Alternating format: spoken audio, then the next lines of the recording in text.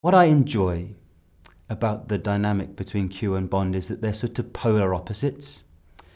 Um, but I feel there's this kind of mutual respect, curiosity about the other, you know, because they're so different. And there's a kind of, there's a special kind of longing or curiosity about the thing that's so different that you recognize in the other person.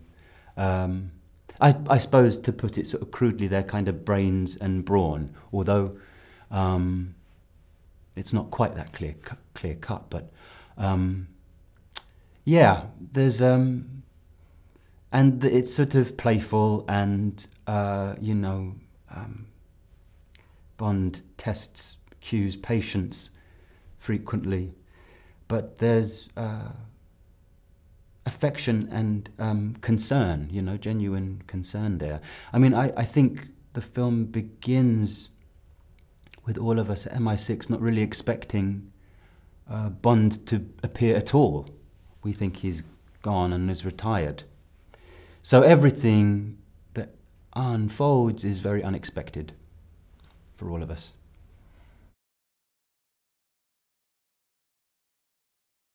Moneypenny feels like this kind of amazing sort of centre. There's this beautiful, powerful, quite still centre around which other people, Q included, get sort of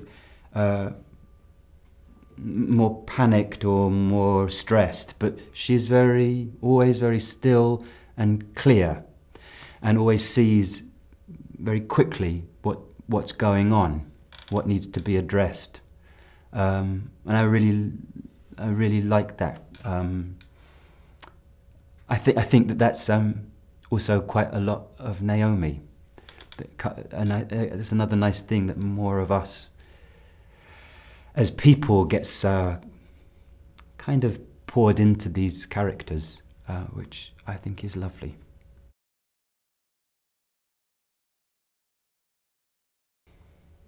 Well, I just think he's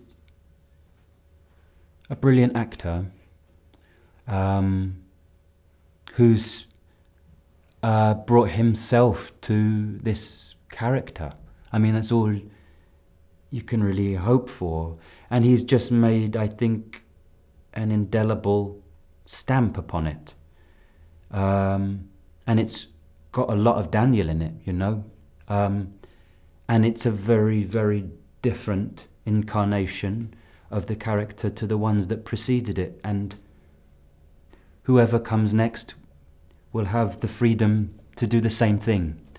And I think that's another thing that sort of makes the series remain fresh and alive, and makes people still want to come and see it, is that this character can kind of morph and encompass new qualities and characteristics. But I think Daniel's been really remarkable in bringing it into the 21st century, and really central and very clever, actually, in the way he's done that. Whilst obviously all the time being very aware of the extraordinary history of it, and how to kind of always acknowledge those things that people want from a Bond film.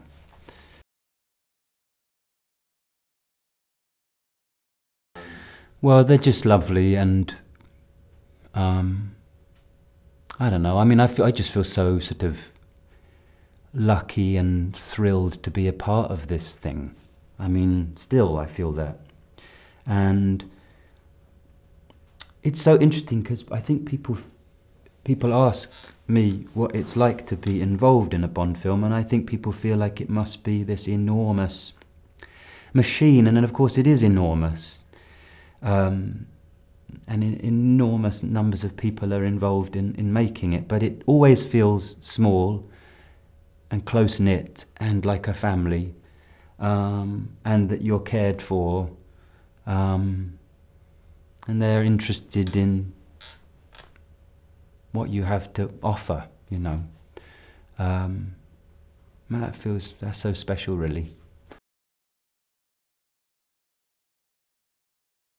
Something that's really interesting to me is that obviously the world, in many ways, has changed.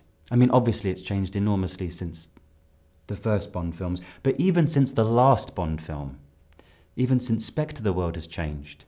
And in extraordinary ways, and, you know, to do with gender, and to do with sexual politics, and to do with technology, and to do with